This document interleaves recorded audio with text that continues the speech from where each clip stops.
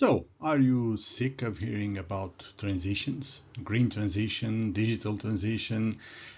Do you think all these transitions are just political buzzwords, something for academics, something for the future? Think again. I'm now announcing, launching, publishing the 2024 edition of the AWTY Global Transitions Composite Index. This shows that those transitions are already reshaping your job, your investments, your cost of living, your life. And here's what the data shows. The EU is quietly overtaking the US in three of those five major global transitions. Canada has a trade tech advantage that nobody's talking about. And the UK, we need to talk, really. So let's break this down.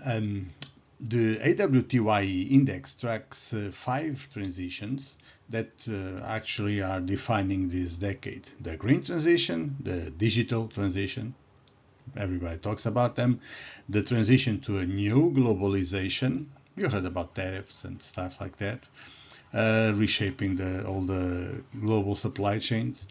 Also the transition to a world economy, like it or not, and the transition out of the housing crisis or deeper into the housing crisis, I'm not sure. So the media narrative says that these are something that will come in the next decades. Actually, what the data says is, well, in the green transition, EU has jumped from 5.0 in 1990 to 8.0 in 2024. The UK is very high in this transition, 996, very high, and the US 6.8, lower than Canada that has some advantage in wind power and hydroelectric power. That's the green transition. But then, what does the data say about the transition, the green transition? Sorry, the digital transition. There's so many, I get lost. In the digital transition, the EU leads with 7.9. The scale is always 0 to 10. The EU leads because it has stronger broadband coverage and digital education. The US is very closely, 7.5, big tech leader, but the infrastructure is not as solid. And Canada is 7.4, so very, very, very close. The UK is 7.1 and sleeping after Brexit. Sleeping, not sleeping. The war economy transition, the US is clearly ahead. From 1990 to 2024, it jumped from 6.3 to 8.71. The UK is also very high, 7.39. The EU needs to invest in this transition, 6.5. Canada, 5.7. So if we look at the transition to a new globalization, Canada leads.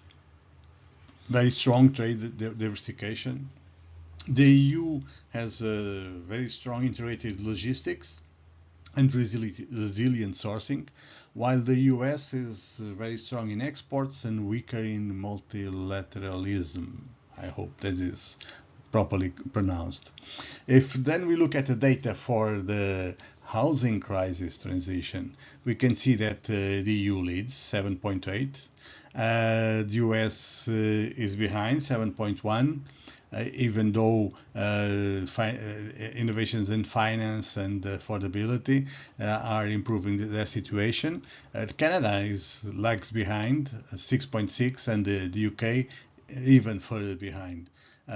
From 1990 to 2024, the EU has improved in all these five transitions, and on aggregate it has improved 2.3 points, while Canada improved 2.0, US improved 1.9, and the UK 1.6. So if we look at the data, we can see that what is usually called the old world is accelerating faster than the rest of the planet. And why should you care about this? Well, if you know who's leading in each transition, you can position your investments in the fastest moving sectors. You can upskill into industries that are expanding. You can hedge against risks in countries falling behind. Or, well, actually, the slowest transition is still faster than your last salary review. If that's the case, you can use this data to design your strategy. So if you want the full country by country data, the original sources, the methodology, and my complete AWTY reports, both the global and the 5 individual ones, you can get them for free.